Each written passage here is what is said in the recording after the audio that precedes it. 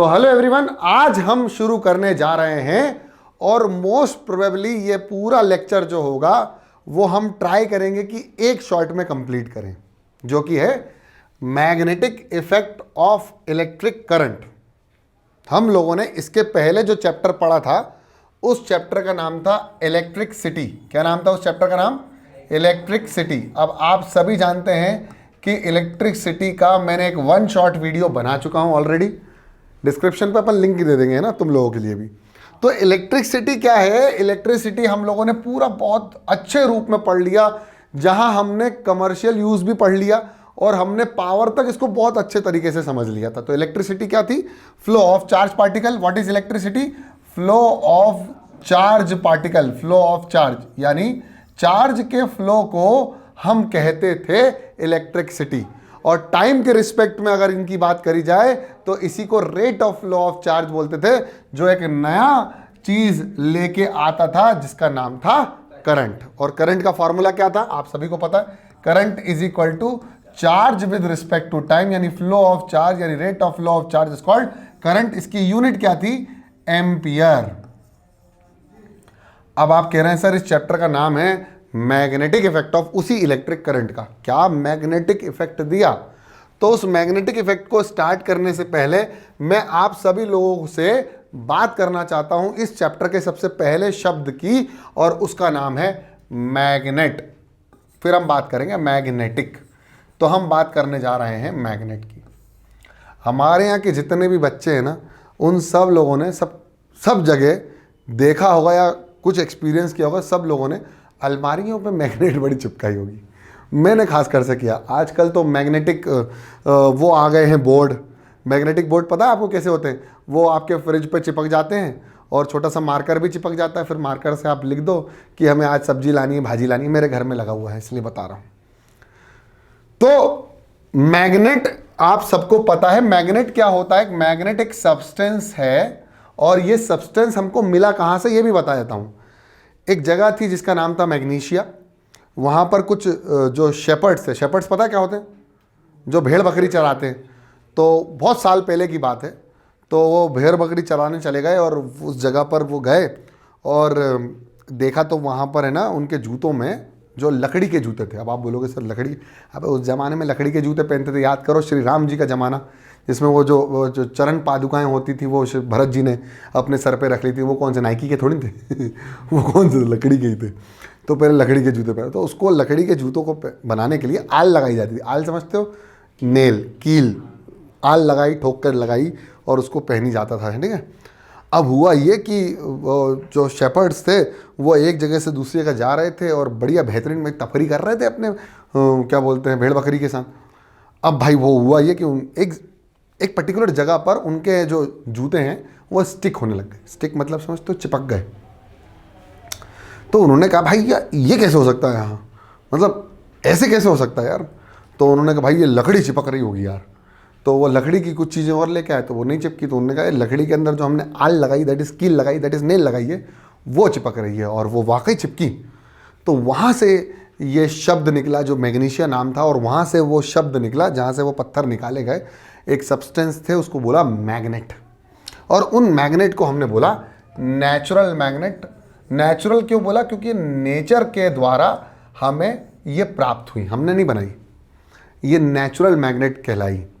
और इन मैग्नेट के अंतर्गत हम लोगों ने काफ़ी स्टडी और डीप स्टडी करी, जिससे आपको एक चीज़ समझ में आ गई होगी कि वो मैग्नेट ये है जिसके दो पोल दिखे हमको। कितने पोल दिखे? दो पोल दिखे, जिसमें एक नॉर्थ पोल माना और एक साउथ पोल। ऐसा माना जाता है कि हमारी अर्थ का भी एक मैग्नेटिक पोल और मैग्नेटिक दोनों पोल हैं, that is north and south. खैर उसमें नहीं घुसना, हमें बात करनी है magnetic effect of electric current की। तो हम पहले मैग्नेट की बात करते हैं, मैग्नेटिक की बात करते हैं। तो इसी मैग्नेट से आया मैग्नेटिक। अब ये मैग्नेटिक बिहेवियर क्या था वो सुन लो, कि जब भी हम आयरन को इस मैग्नेट के पास लेके जाते थे तो आयरन फिलिंग्स, ये तो आयरन फिलिंग्स हैं, कोई भी आयरन हो, कोई भी प्रकार का आयरन हो, वो क्या है इस मैग्नेट से क्या हो जाता था? चिपक जाता था, यानी वो अटैच हो जाता था। और मैग्नेट को मैग्नेट के पास लेके आते थे तो बेटा नॉर्थ और नॉर्थ एक दूसरे से रिपल करते थे, साउथ और साउथ एक दूसरे से रिपेल करते थे, लेकिन नॉर्थ और साउथ एक दूसरे के अट्रैक्शन में थे। मतलब ये दोनों एक दूसरे से क्या हो जाते थे, अट्रैक्ट हो जाते थे। तो यहां दो बिहेवियर पता चले कि ये फोर्स लग रहा है, और मैग्नेट जो है वो आयरन पे हमेशा अट्रैक्टिव फोर्स लगाता है, और ये जो पोल्स हैं, जो नॉर्थ पोल और साउथ पोल है, ये पोल्स एक दूसरे पर फोर्स लगाते हैं, दोनों कौन कौन से, अट्रैक्शन और रिपल्शन के भी। तो ये हो गया मैग्नेटिक इफेक्ट। अभी हमने समझ लिया मैग्नेटिक इफेक्ट क्या है, समझ में आ गया ना। मैग्नेटिक इफेक्ट क्या है? मैग्नेटिक इफेक्ट ये है कि मैग्नेट के पास किसी भी आयरन को लेके जाओ या किसी दूसरी मैग्नेट को लेके जाओ, तो वो क्या एक्सपीरियंस करेगा, एक्सपीरियंस एक फोर्स करेगा। तो समझ में आ गया ना मेरी बात, क्या कहना चाह रहा हूं मैं। तो यहां पर हम बात करने जा रहे हैं मैग्नेटिक इफेक्ट की। तो what was magnetic effect? Magnetic effect is nothing but when iron is placed near a magnet, it experience a force that is called magnetic effect। एक और, when another magnet, ये दोनों चीजें समझ में आई। when another magnet is placed near a magnet, इन दोनों ही case में it experiences a force। बहुत खूबसूरती से समझ में आया। अब यहां पर जब मैग्नेट को आयरन के पास लेके गए तो फोर्स कैसा था, हमेशा अट्रैक्टिव, और जब मैग्नेट को मैग्नेट के पास लेके गए तो दो तरह के फोर्स मिले, एक रिपल्सिव और एक अट्रैक्टिव। तो वहां पर एक बात और पता चली कि like poles repel each other. तो यहां लाइक पोल्स का क्या दिखा, रिपल्शन, और अनलाइक पोल्स समझते हो, अनलाइक पोल्स मतलब नॉर्थ साउथ, क्या मिला, अट्रैक्शन। बहुत खूबसूरती से समझ में आ गया होगा, आई होप, ठीक है। तो यहां पर दोनों चीजों की समझ हमको आ गई, और इसी को हमने बोला मैग्नेटिक इफेक्ट। और इसी मैग्नेटिक इफेक्ट को देखते चलते हमको यह भी पता चला कि एक फ्रीली सस्पेंडेड मैग्नेट कहां गई सर, हाँ, एक फ्रीली सस्पेंडेड मैग्नेट। अब आप बोलोगे सर फ्रीली सस्पेंडेड मैग्नेट क्या है? फ्रीली सस्पेंडेड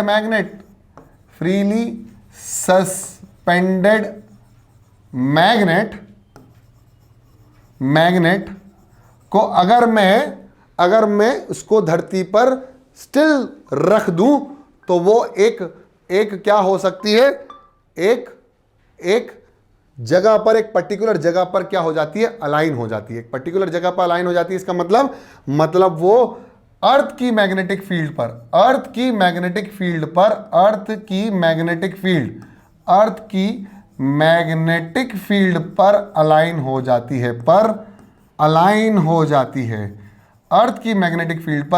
हो जाती है। इसका मतलब बहुत सिंपल है कि फ्रीली सस्पेंडेड मैग्नेट को अर्थ पे कहीं भी कर दो, वो हमेशा अर्थ की मैग्नेटिक फील्ड पर अलाइन हो जाती है। और उससे एक नया कॉन्सेप्ट आया, और जिसको हमने बोला मैग्नेटिक कंपस। क्या बोला? Magnetic compass. आप लोगों ने देखा होगा कंपस को हमने डायरेक्शन को इस्तेमाल कर, या डायरेक्शन को देखने के लिए इस्तेमाल किया गया मैग्नेटिक कंपस। तो मैग्नेटिक कंपस है क्या एक्चुअली में? Magnetic compass is a freely suspended magnet. क्या है मैग्नेटिक कंपस? क्या है? Freely suspended magnet. Magnetic compass क्या है? Freely suspended magnet. Magnetic compass क्या है? Freely suspended magnet. और इसी को हमने बोला मैग्नेटिक इफेक्ट। मतलब इसी से तो मैग्नेटिक इफेक्ट आया कि एक फ्रीली सस्पेंडेड मैग्नेट हमेशा अलाइन होती है in the direction of earth magnetic field, यानी मैग्नेटिक फील्ड के डायरेक्शन में अलाइन हो जाती है। तो यहां तक तो हम अब मैग्नेट पढ़ा, फिर मैग्नेटिक इफेक्ट पढ़ा। अब हम बात करने जा रहे हैं उसी magnetic effect of electric current की। इतना समझ में आया? हो सकता है 2 पार्ट में बना है, ठीक है, हो सकता है, बहुत बड़ा है और बहुत डेप्थ में समझा रहा हूं मैं, ठीक है। कोशिश करेंगे 1 शॉट में। तो देखो क्या हुआ कि मैग्नेटिक कंपस जो है, मैग्नेटिक कंपस को हमने जब फ्रीली सस्पेंड किया तो हमको एक चीज और मिली कि जब हम इस मैग्नेटिक कंपस को किसी मैग्नेट के पास लेके आते थे, यानी नॉर्थ और साउथ, तो वो मैग्नेटिक कंपस अलाइन हो जाता था उसकी मैग्नेटिक फील्ड में। अब मैग्नेटिक फील्ड क्या है? Magnetic field is nothing but an aura around a magnet. Aura जो है वो अराउंड द मैग्नेट, जिसके अंतर्गत कोई भी मैग्नेट आकर रिपल्शन या अट्रैक्शन महसूस कर सकता है। मैं बताता हूं, इसको समझाता हूं। मान लीजिए एक और मैग्नेट आई और ये इसके करीब आ रही है, तो क्या होगा, इसके ऊपर एक फोर्स लगेगा और इसके ऊपर भी एक फोर्स लगेगा। जब इसको और करीब लेके आएंगे तो फोर्स बढ़ जाएगा, और करीब लेके आएंगे तो क्यों, क्योंकि यहां पर एक इमेजिनरी लाइंस हैं जो कि क्या हो रही हैं, इस मैग्नेट से निकल रही हैं। और ये दिखा कहां पर सर, ये दिखा हमको इस आयरन फिलिंग के केस में, जब हमने आयरन फिलिंग्स को लेके आए और वहां पर मैग्नेट के आसपास हमने डाला, तो एक पर्टिकुलर डायरेक्शन में ये सारी आयरन फिलिंग्स क्या हो गई, अरेंज हो गई। और ये अरेंजमेंट से हमको एक पता चला कि हमारी मैग्नेट के आसपास एक ऑरा है, और उसी ऑरा को हम बोलते हैं फील्ड, और उसी फील्ड को बोला मैग्नेटिक फील्ड। क्या बोला, मैग्नेटिक फील्ड। क्या बोला मेरे प्यारे खुद दुलारे बच्चों, मैग्नेटिक फील्ड। और मैग्नेटिक फील्ड को डिनोट करते हैं कैपिटल बी वेक्टर से। अब आप बोलोगे वेक्टर का मतलब क्या होता है, वेक्टर का मतलब यह है कि ऐसी क्वांटिटी जिसके पास दोनों चीजें हो, क्या हो, मैग्नीट्यूड भी हो और डायरेक्शन भी हो। तो डायरेक्शन आपको पता चला कि बाहर नॉर्थ से साउथ और अंदर की तरफ साउथ से नॉर्थ, तो एक क्लोज्ड लूप मैग्नेटिक फील्ड बनाती थी। ठीक है, इतना समझ में आ गया। तो हमको मैग्नेटिक इफेक्ट अभी तक समझ में आया है। अब ये मैग्नेटिक इफेक्ट और इलेक्ट्रिसिटी ये दोनों ही रिलेशन में है। मेरी बात समझना, क्या बोल रहा हूं। ये मैग्नेटिक इफेक्ट जो इस मैग्नेट का दिख रहा है और ये इलेक्ट्रिसिटी जो चार्ज के फ्लो होने से पैदा हुई, इन दोनों का एक रिलेशनशिप है। ये रिलेशनशिप हमको पहले पता नहीं था जब तक हम 10th में नहीं आए थे। बोले सर 10th में आए तभी तो किताबें पढ़ी, लेकिन ये पहले किसी को भी पता जब नहीं था ना, तो एक व्यक्ति था और उस व्यक्ति का नाम था, बता सकते हो, हैंस क्रिश्चियन ओएस्टेड। और इस खूबसूरत आदमी ने, जो दिख भी खूबसूरत रहे हैं, बड़े स्टाइलिश लग रहे हैं, बड़े स्मार्ट लग रहे हैं, बिल्कुल मेरी तरह, तुम्हारी तरह नहीं, तो इस खूबसूरत से आदमी ने एक बहुत ही खूबसूरत सी कनेक्शन ढूंढा। जो कनेक्शन किसके बीच में था, वो कनेक्शन मैग्नेटिक फील्ड के बीच में था और इलेक्ट्रिक करंट के बीच में था। यानी हैंस क्रिश्चियन ओएस्टेड, जिनका जन्म 14 अगस्त सन 1777 में और मृत्यु कब हुई थी, 9 मार्च 1851 में, ये एक डैनिश फिजिसिस्ट और केमिस्ट थे। केमिस्ट मतलब समझते हो, जो केमिस्ट्री में डील करते हैं, जिसकी स्टडी करते हैं। उन्होंने क्रिएट किया था एक relationship between magnetic field and electric field, यानी मैग्नेटिज्म और इलेक्ट्रोमैग्नेटिज्म। अभी समझना, यानी इलेक्ट्रिसिटी या इलेक्ट्रोस्टैटिक और मैग्नेटिज्म को जोड़ा तो क्या बना, इलेक्ट्रोमैग्नेटिज्म। क्या बना, इलेक्ट्रोमैग्नेटिज्म।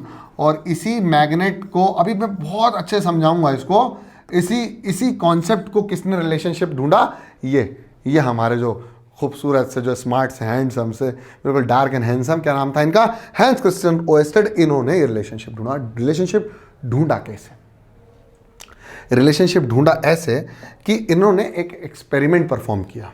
वो एक्सपेरिमेंट क्या था, वो एक्सपेरिमेंट ये था कि उन्होंने एक करंट कैरिंग कंडक्टिंग वायर लिया और जिस वायर के अंदर कुछ करंट जा रहा था। और ये एक बात ध्यान रखना कि ये गलती से हुआ। कभी कभी कुछ एक्सपेरिमेंट गलती से हो जाते हैं। तो गलती से ये हुआ कि एक कंपास निडल को ये इसके पास से लेकर गए। कंपास निडल तो आपको पता ही है क्या करती है कंपास निडल। कंपास निडल हमेशा सस्पेंडेड है फ्रीली, और वो कहाँ में अलाइन हो जाती है, मैग्नेटिक फील्ड और अर्थ में। लेकिन जब उसके आसपास कोई मैग्नेट आ जाती है तो वो उसकी फील्ड में अलाइन हो जाती है ना। यही है ना, कंपास निडल ऐसी करती है काम। तो भाई कंपास निडल को एक जगह से दूसरी जगह रख रहे थे और इसके पास से होते हुए लेके चले गए। इसमें से बेहतरीन, सर उल्टे डायरेक्शन में करंट दौड़ा दिया आपने, तो करंट दौड़ रहा था। अब करंट बहुत बढ़िया दौड़ रहा था। अब जब इसको पास से लेके गए तो इस कंपास निडल में क्या हुआ, इस कंपास निडल में शो हुआ, कंपास निडल के अंदर डिफ्लेक्शन शो हो गया। क्या शो हुआ, डिफ्लेक्शन। अब उनका दिमाग खनका, किनका, हैंस क्रिश्चियन ओएस्टेड का दिमाग खनक गया। उन्होंने कहा अरे यार, कंपास निडल तब डिफ्लेक्ट करती थी जब उसके आसपास कोई मैग्नेट हो, है ना। कंपास निडल तब डिफ्लेक्ट करती थी जब आसपास कोई मैग्नेट हो। यहां आसपास क्या, पास भी कोई मैग्नेट नहीं है। यहां सिर्फ आसपास जो है वो है एक current carrying conducting wire. Current current carrying conducting wire, एक करंट कैरिंग कंडक्टिंग वायर था आसपास, बस क्या था, एक करंट कैरिंग कंडक्टिंग वायर, उस मैग्नेट कंडक्टिंग वायर था और करंट भी था उसमें। कंडक्टिंग वायर तो था, मतलब एक कंडक्टिंग वायर तो था, लेकिन करंट भी दौड़ रहा था, और कंपास निडल के अंदर क्या हुआ, डिफ्लेक्शन। उनके तुरंत थ्योरी चटकी, बोला भाई साहब एक मैग्नेट के आसपास, करंट कैरिंग कंडक्टिंग वायर के आसपास, एक मैग्नेट के आसपास, एक करंट कैरिंग कंडक्टिंग के आसपास मैग्नेटिक फील्ड, दोनों में ही डिफ्लेक्शन आ रहा है, मतलब निडल में, मैग्नेटिक निडल में डिफ्लेक्शन आ रहा है। तो करंट कैरिंग कंडक्टिंग वायर के आसपास ऐसा क्या है जो डिफ्लेक्शन आया? तो उन्होंने वापस पीछे गए, उन्होंने कहा भाई मैग्नेट के आसपास क्या था, मैग्नेट के आसपास क्या था, मैग्नेटिक फील्ड, मैग्नेटिक ऑरा था ना, तो मैग्नेटिक फील्ड थी, यानी मैग्नेटिक फील्ड लाइंस थी। तो करंट कैरिंग कंडक्टिंग वायर के आसपास क्या होगा, मैग्नेटिक फील्ड लाइंस, तभी तो करंट कैरिंग कंडक्टिंग के आसपास निडल क्या होगी, डिफ्लेक्ट। भाई साहब बहुकाल आ गया और एक नई थ्योरी आई, उन्होंने कहा a current carrying conducting wire creates a magnetic field। एक current carrying conducting wire magnetic field को क्रिएट करता है, और मैग्नेटिक फील्ड को क्रिएट करने के साथ साथ ये करंट के द्वारा जो बनाई गई मैग्नेट है, एक आर्टिफिशियल मैग्नेट है, इसीलिए इसका नाम पड़ा इलेक्ट्रोमैग्नेट। क्या पड़ा? और इसकी स्टडी को बोला गया, इसकी स्टडी को बोला गया इलेक्ट्रोमैग्नेटिज्म। क्या बोला? इलेक्ट्रोमैग्नेटिज्म। जो बनाई उसको क्या बोला? इलेक्ट्रोमैग्नेट। और उसकी स्टडी जब करी तो क्या बोला? इलेक्ट्रोमैग्नेटिज्म। अब हेंस ओएस्टेड ने तो ये बात सिद्ध कर दी बाय द एक्सपेरिमेंट कि एक current carrying conducting wire will behave like a magnet, और इसके डायरेक्शन को चेंज करने से, मतलब इसके डायरेक्शन को चेंज करने से, पहले डायरेक्शन ये था, अब डायरेक्शन ये कर दो, तो इसके डायरेक्शन को चेंज करने से मैग्नेटिक निडल का भी डायरेक्शन चेंज हो गया। इसका मतलब कभी ये नॉर्थ है तो कभी ये साउथ है, depending upon the direction of the current flowing through the circuit या through the current carrying conducting wire. कितनी खूबसूरत बात चली गई कि इलेक्ट्रिसिटी यानी इलेक्ट्रिक करंट और इलेक्ट्रिक करंट के साथ मैग्नेटिक फील्ड के बीच का एक रिलेशनशिप आ गया। और यहाँ पर एक बात पता चली कि हम एक इलेक्ट्रोमैग्नेट बना सकते हैं, और वो इलेक्ट्रोमैग्नेट नेचुरल मैग्नेट यानी बार मैग्नेट से काफ़ी ज़्यादा स्ट्रांग और पावरफुल हो सकती है, इसकी स्ट्रेंथ बहुत ज़्यादा हो सकती है। तभी आप देखेंगे बहुत सारे स्क्रैप हाउस जो होते हैं, वो स्क्रैप समझते हो ना, वो कबाड़ खाने जो होते हैं, वहाँ लोहे की चीज़ों के लिए को उठाने के लिए वो इलेक्ट्रोमैग्नेट का इस्तेमाल करते हैं। बड़ी बड़ी कारों को इधर से उधर, स्क्रैप कारों को इधर से उधर ट्रांसफ़र करने के लिए बड़ी बड़ी इलेक्ट्रोमैग्नेट का इस्तेमाल करते हैं। क्रिश फिल्म में भी इलेक्ट्रोमैग्नेट का इस्तेमाल किया गया था, वो काल को इधर ऐसे करने के लिए, है ना। वो क्रिश 3 है कि 2 है पता नहीं, इनकी सीरीज़ ही ख़त्म हो गई है। पहले आई कोई मिल गया, फिर आई क्रिश, अब आई क्रिश 3। ना कोई मिल गया का सीरीज़ आया, ना क्रिश की सीरीज़ बनी। खैर, तो ये समझ में आ गया कि भाई साहब इलेक्ट्रोमैग्नेट तो बन गया, इसका डायरेक्शन क्या होगा? तो डायरेक्शन पता लगा, right hand thumb rule, right hand thumb या palm rule, right hand thumb या पाम रूल। अब आप बोलोगे सर पाम रूल कैसे बताते हैं? जब भी आपके पास कोई वायर हो तो उस वायर को के अरेंज करो अपने अंगूठे को, राइट हैंड उठाओ, अपने अंगूठे को अरेंज करो in the direction of current, current की डायरेक्शन में करो, और कर्ल करो, फिंगर्स को क्या करो? कर्ल। तो इसको हम राइट हैंड कर्ल रूल भी बोलते हैं, to find out the direction of the, और to find out to make the magnetic lines of forces. लेकिन अगर मैग्नेटिक लाइंस ऑफ फोर्सेस में डायरेक्शन निकालना हो मैग्नेटिक फील्ड का, तो आपको क्या करना पड़ेगा? थंब को प्लेस करना पड़ेगा in the direction of current, यानी आपका अंगूठा जो होगा वो करंट के डायरेक्शन में प्लेस होगा, और आपको करना पड़ेगा फिंगर कर्ल। जो कर्ल आएगा, जैसे आपको इस पॉइंट पे निकालना हो, मान लीजिए इस पॉइंट पे आपको क्या निकालना है? Direction of magnetic field. तो आपको कुछ नहीं करना, यहां से गए, और जब तक आपके पास पॉइंट नहीं आता आप कर्ल करो। जैसे पॉइंट आए आप उसको पुश करो अंदर। देखो आपने पुश किया ना अंदर की तरफ, तो यहां पर जो डायरेक्शन है वो अंदर की तरफ है, और अंदर का मतलब होता है क्रॉस। अब आपको यहां निकालना हो, तो आपने कहा भैया गए गए गए गए गए गए गए और ये बाहर आया, बाहर पुश किया, तो बाहर के लिए डॉट ही इस्तेमाल करते हैं और ये मैग्नेटिक लाइंस ऑफ फोर्सेस का डायरेक्शन होगा।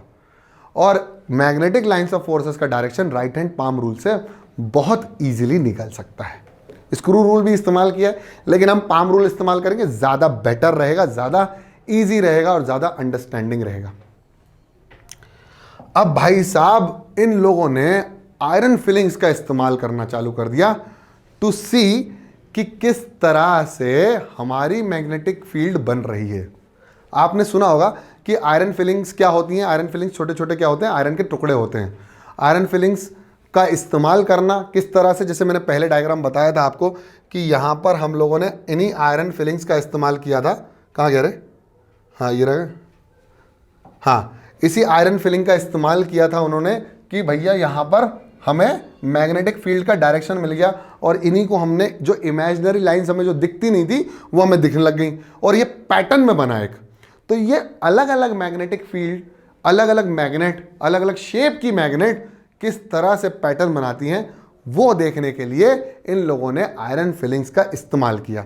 तो आपको ये समझ में आएगा कि बार मैग्नेट्स, जैसे हमने फॉर एग्जांपल लिया बार मैग्नेट, एक बार मैग्नेट समझते हो ना, तो ये नॉर्थ है और ये साउथ है। तो जब बार मैग्नेट की हमने मैग्नेटिक फील्ड्स देखी तो वो कुछ इस तरह की दिखी, ये ठीक है, और कुछ इस तरह से कन्वर्ज हो रही थी सारी फील्ड्स लाइंस। और ये बात ध्यान रखना कि जो नॉर्थ से साउथ है वो जा रहा था नॉर्थ से साउथ, जो मैग्नेटिक फील्ड लाइंस हैं वो नॉर्थ से साउथ निकल रही थी, ठीक है ना, हमेशा निकल रही थी नॉर्थ से और कहाँ जा रही थी, साउथ पर, ठीक है, ये समझ में आ गया। अब उनने कहा भाई एक बात बताओ, अभी इलेक्ट्रोमैग्नेटिक भी तो बनाई है, उसके अराउंड भी तो मैग्नेटिक फील्ड होगी, तो उसके अराउंड कैसे बनेगी मैग्नेटिक फील्ड लाइन। तो उनने एक स्ट्रेट वायर लिया, सीधा वायर लिया। अब इसके अराउंड जो आयरन फिलिंग्स जब डाली तो इसके अराउंड जो मैग्नेटिक लाइंस मिली वो मिली कॉन्सेंट्रिक सर्कल्स, कुछ इस तरह की। आपकी किताब में डायग्राम भी दिया हुआ है, ये कॉन्सेंट्रिक सर्कल्स थी। तो इस तरह से डायरेक्शन या मैग्नेटिक फील्ड लाइंस मिली हमको किस तरह से, जैसे ये वायर है ना, ये कंडक्टिंग वायर है, तो मैग्नेटिक फील्ड लाइंस इस तरह से हुई। अब मान लीजिए हमारे पास मैग्नेटिक वायर ही कुछ इस तरह का है, कुछ इस तरह का है, तो डायरेक्शन कैसा मिला, तो भाई यहां पर मैग्नेटिक लाइंस ऐसी मिली।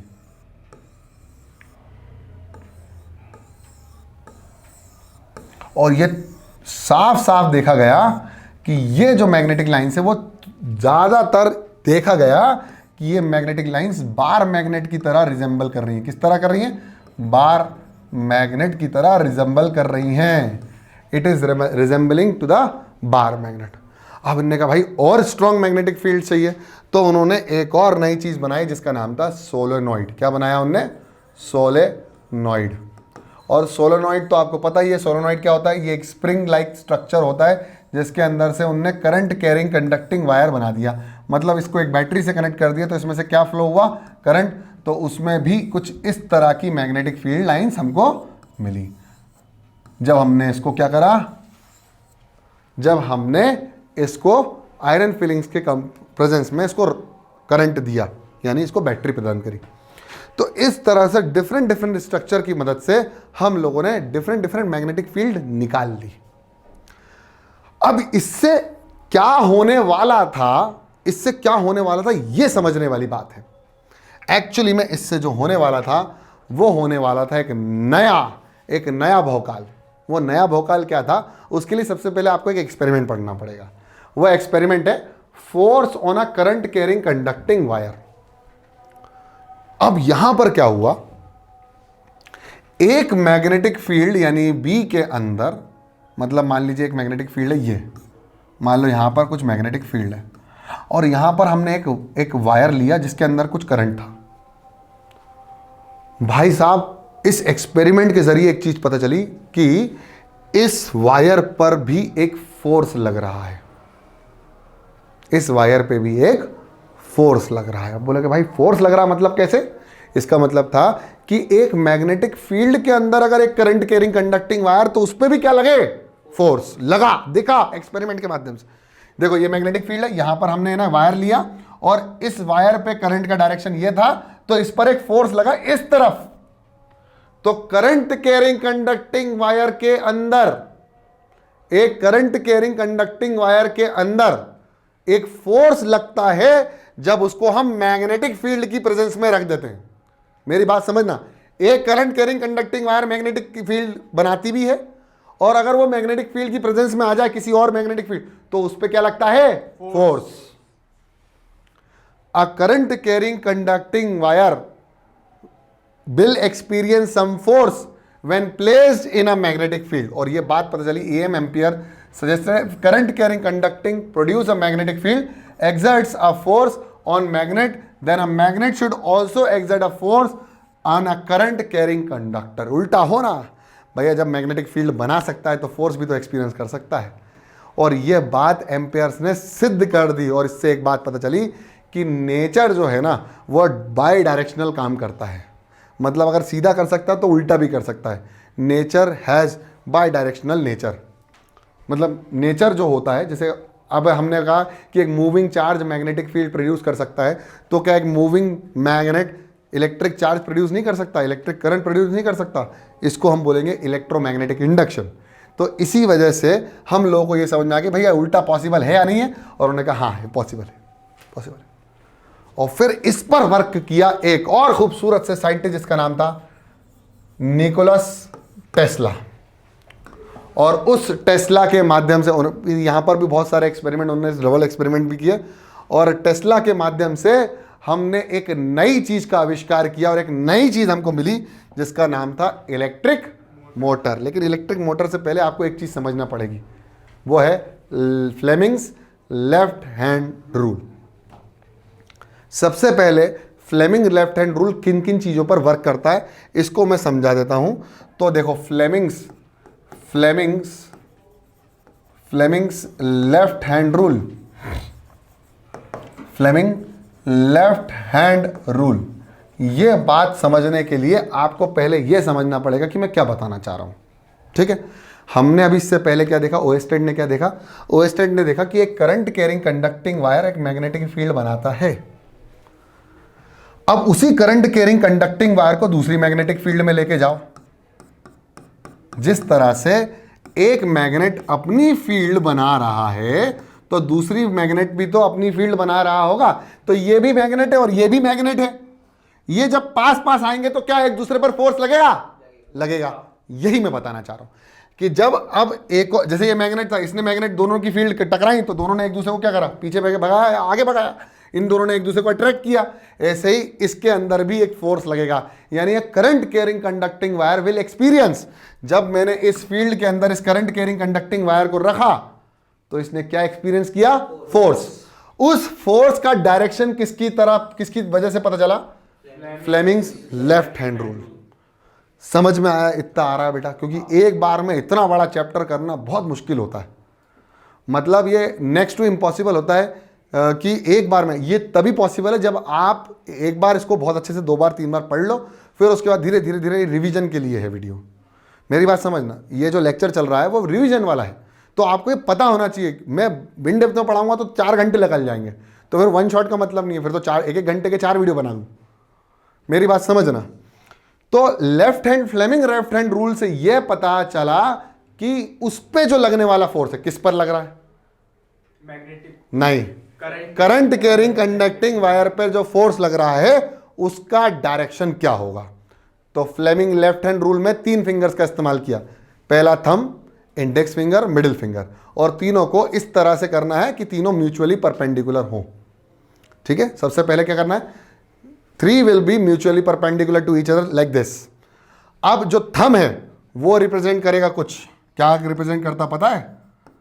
थंब जो है वो हमेशा फोर्स रिप्रेजेंट करता है, फादर। फोर्स मतलब फादर। तो थंब आया फादर, और फादर से आया फोर्स। फिर जो ये वाला है दैट इज इंडेक्स फिंगर, वो रिप्रेजेंट करता है इंडेक्स फिंगर मदर, और मदर, फादर के बाद क्या आया? मदर, और मदर से क्या आई? Magnetic field, M for magnetic field.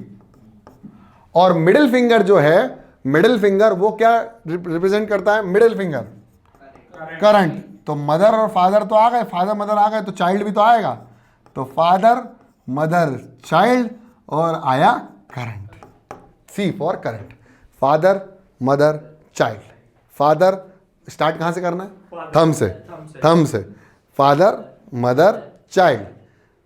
F for father for force, M for mother for magnetic field यानी डायरेक्शन ऑफ मैग्नेटिक फील्ड, और C for child for current, direction of current. अब देखो यहां से बहुत बढ़िया, तो F क्या रिप्रेजेंट किया, फोर्स, ये इंडेक्स फिंगर क्या रिप्रेजेंट किया, मैग्नेटिक फील्ड, और C फॉर करंट क्या रिप्रेजेंट किया, मिडिल फिंगर। समझ में आया कि नहीं आया? इसी को बोला लेफ्ट हैंड फ्लेमिंग रूल। क्या बोला, लेफ्ट हैंड फ्लेमिंग रूल। और लेफ्ट हैंड फ्लेमिंग रूल जो है वो हमको यह बताता है कि फोर्स जो लग रहा है उस करंट कैरिंग कंडक्टिंग वायर जो कि placed in a magnetic field, उसका डायरेक्शन क्या है।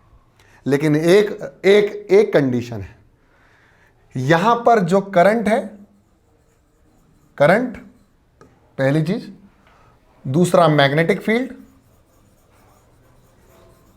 करंट मैग्नेटिक फील्ड, और तीनों चीजें मतलब मैग्नेटिक फील्ड, करंट और फोर्स, फोर्स तो लगेगा तो परपेंडिकुलर होगा, इन दोनों को आपस में परपेंडिकुलर होना अति आवश्यक है। अगर ये दोनों म्यूचुअली परपेंडिकुलर हैं तभी लेफ्ट हैंड फ्लेमिंग रूल काम करेगा। इतना समझ में आया? ठीक, तो यही था भाई। तो हमको पता चला इससे, और हमने इससे डायरेक्शन निकाला। अब भाई इसका एक क्वेश्चन, पहले इलेक्ट्रिक मोटर पढ़ने से पहले हम कुछ क्वेश्चंस कर लेते हैं। जैसे मैंने कहा भाई ये मैग्नेटिक फील्ड का डायरेक्शन है और यहाँ पर ये जो पॉजिटिव चार्ज है वो इस तरह से मूव कर रहा है, तो दोनों म्यूचुअली परपेंडिकुलर है। तो बताओ भैया फोर्स कहाँ लगेगा इस पर। तो देखो ये मैग्नेटिक फील्ड का डायरेक्शन है, तो मैग्नेटिक फील्ड के लिए अलाइन कर दिया इसको। फोर्स निकालना है, करंट का डायरेक्शन ऊपर है, तो ये जो फोर्स लगेगा वो इनसाइड लगेगा, इनसाइड द प्लेन, यानी पेपर के अंदर की तरफ। तो इस तरह से हमने फोर्स का डायरेक्शन निकाला। नहीं सही है ना ये, और हमारा करंट गया ऊपर, तो थंब कहाँ आ रहा है, अंदर की तरफ आ रहा है ना भाई, थंब अंदर की तरफ आ रहा है। तो थंब अंदर की तरफ आने का मतलब है force on the charge will be in the inside the page या इनसाइड द प्लेन। और इससे बनाई टेस्ला ने पहली मोटर, और उसी को बोला इलेक्ट्रिक मोटर। ठीक है, डीसी मोटर भी बोलते हैं इसको, इलेक्ट्रिक मोटर। अब इलेक्ट्रिक मोटर का जो डिज़ाइन है वो कुछ इस तरह से, और हम डीसी मोटर पढ़ने जा रहे हैं। तो डीसी मोटर में सबसे पहली एक चीज़ यहाँ ध्यान रखना कि यहाँ पर हमने दो मैग्नेट ली हैं अलग अलग पोल्स वाली। तो एक जगह नॉर्थ लिया, एक जगह साउथ लिया है। तो इधर हमारा नॉर्थ पोल है और इधर हमारा साउथ पोल है, और इसको हम बोलते हैं आर्मेचर कॉइल। क्या बोलते हैं, आर्मेचर कॉइल। ये कॉइल एक्चुअली में कुछ नहीं है, ये कॉइल राउंड राउंड राउंड लेकर हम लोगों ने बहुत सारे राउंड लेकर एक कॉइल तैयार करी है। वो कॉइल सॉफ्ट आयरन की होती है। क्यों होती है, फेरोमैग्नेटिक होता है, इसकी बात अलग है, बाद में करेंगे, बस इतना समझ लो कि आयरन कॉइल लिए। ठीक है, अब इस कॉइल को हमने कुछ इस तरह से प्लेस किया है, इस तरह से, और यहाँ एक मैग्नेट और यहाँ दो मैग्नेट, मतलब एक साउथ पोल एक नॉर्थ पोल, और कॉइल को इस तरह से, और ये हमारा एक्सेल है जिसके अराउंड ये घूमेगा। अब ये कॉइल का एक टच जो हो रहा है वो हो रहा है स्प्लिट रिंग्स में। यहां पर क्या बनाई हमने, दो स्प्लिट रिंग्स लिए, एक ही रिंग को स्प्लिट कर दिया। वो स्प्लिट रिंग्स क्या करती हैं, वो स्प्लिट रिंग्स इन दोनों के कांटेक्ट को रोकती हैं। और यहां पर हमने इस्तेमाल किए ब्रशेस। क्या ब्रशेस, ब्रशेस मतलब जो ब्रश छूते हुए निकल जाए, बस ये छूते हैं बस। तो यहां पर ये घूमता है, ये ब्रशेस, ये पूरी स्प्लिट रिंग घूमती है और ये इसको टच करता है, जिससे हमको क्या मिलता है, एक बैटरी मिलती है। तो बैटरी से कनेक्शन किया है दोनों तरफ, स्प्लिट रिंग का इस्तेमाल किया। अब क्या हुआ वो सुनो। जब हमने आर्मेचर कॉइल को इस तरह से यहां पर प्लेस किया, देखो यहां पर ये आर्मेचर कॉइल यहां पर प्लेस्ड है, ये आर्मेचर कॉइल पूरी यहां पर प्लेस है, ये फ्रंट व्यू है, वो टॉप व्यू था, ये फ्रंट व्यू है। तो यहां पर जब करंट इधर से इधर जाता है और करंट कुछ इस तरह से जाता है, तो यहां पर आप देखेंगे करंट ए से बी, बी से सी, सी से डी और डी से वापस ए जा रहा है। अब यहां पर इस वाले एरिया में और इस वाले एरिया में, यानी इस वाली साइड में और इस वाली साइड, मतलब ए बी और सी डी में फोर्स लगेगा। क्यों, क्योंकि मैग्नेटिक फील्ड है और करंट भी दौड़ रहा है। तो मैग्नेटिक फील्ड के अंदर अगर करंट कैरिंग कंडक्टिंग वायर आ जाता है तो उस पर क्या लगता है, फोर्स। अब मैं वर्किंग समझा रहा हूं कैसे घूमेगा ये। तो भाई फादर मदर चाइल्ड, करंट किधर है, अंदर की तरफ, करंट किधर है, अंदर की तरफ। सर मैग्नेटिक फील्ड का डायरेक्शन कैसा है, तो फोर्स कहाँ लगेगा, नीचे की तरफ, तो यहाँ फोर्स लग गया नीचे की तरफ, तो इस वाली पे नीचे की तरफ फोर्स लगेगा, और इस वाली में करंट बाहर है, मैग्नेटिक फील्ड है, तो फोर्स कहाँ लगेगा, ऊपर की तरफ, तो यहाँ लग गया फोर्स ऊपर। अब देखो इस पे ऊपर लग रहा है, इस पे नीचे लग रहा है, तो ये क्या करेंगे, टर्निंग इफेक्ट देंगे। देखो ये टर्निंग इफेक्ट देंगे, तो इसकी अगली वाली स्लाइड में ये नीचे की तरफ लग रहा है, ये ऊपर की तरफ, तो ये क्या करेगा, घूम के ऐसे आ जाएगा, और ये ब्रशेस सिर्फ टच रहेंगी, और ये पूरी की पूरी कॉइल स्प्लिट रिंग के साथ घूम जाएगी। ये घूम गई, जैसे ही ये घूम गई, अब जो टच है वो किस किस का आ गया, देखो यहाँ पर बहुत क्लियरली दिख रहा है। अगर यहाँ पर देखना चाहे तो क्लियरली दिखेगा कि यहाँ अभी ये उल्टा है, क्योंकि यहाँ साउथ है और यहाँ नॉर्थ है, और यहाँ हमारा नॉर्थ था और यहाँ साउथ था, तो उसमें फोर्स ऊपर की तरफ, इसमें फोर्स नीचे की तरफ। जब ये वापस से घूम के यहाँ आ गया, तो अब इस कॉइल पे नीचे लगेगा और इस वाली कॉइल पे ऊपर लगेगा, फिर से टर्निंग इफेक्ट देगा, तो वो टर्न होता होता होता होता होता होता घूमता चला जाएगा, और इसी से क्या बन गई, इलेक्ट्रिक मोटर, डीसी मोटर बोलते हैं हम इसको, हम बहुत जगह इस्तेमाल करते हैं डीसी मोटर को। अब आपने देखा होगा आजकल इलेक्ट्रॉनिक व्हीकल आ गई हैं, तो इलेक्ट्रॉनिक व्हीकल की वजह से हम लोगों का पेट्रोल का कंजप्शन जो है वो भी कम हो गया, तो इसी मोटर की वजह से ही हम लोग इस तरह की चीज़ अचीव कर पाए डीसी मोटर की तरफ। और मेरे हिसाब से इस वाले पार्ट को मैं इतना ही रखता हूँ। मुझे लगता है कि भैया इसके बाद तो कुछ और ऐड करने की ज़रूरत नहीं है। इसके बाद हम पढ़ेंगे EMI, मुझे लगता है 2 पार्ट में बनाना पड़ेगा। EMI मतलब क्या होता है, इलेक्ट्रोमैग्नेटिक इंडक्शन। EMI क्या होता है, इलेक्ट्रोमैग्नेटिक इंडक्शन। अब इलेक्ट्रोमैग्नेटिक इंडक्शन क्या है उसको मैं थोड़ा सा ब्रीफिंग कर देता हूं, ताकि तुम लोगों को पल्ले और दुपाले दोनों में पड़ जाए। अब ऐसा सोचा गया कि एक current carrying conducting wire, current क्या था, चार्ज दौड़ रहे थे, चार्ज दौड़ रहे थे, तो यहां पर क्या था, यहां पर था मूविंग चार्ज। क्या था, मूविंग चार्ज, जिसने क्या बनाई, जिसने क्या बनाई, मैग्नेटिक फील्ड। करंट क्या है, मूविंग चार्ज, तो मूविंग चार्ज ने करंट मैग्नेटिक फील्ड बनाई। तो उनने सवाल पूछा कि अगर एक if a moving charge can produce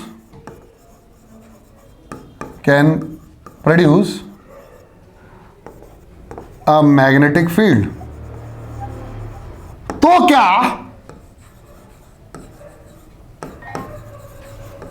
क्या अगर एक moving charge magnetic field produce कर सकता है, तो क्या a moving magnet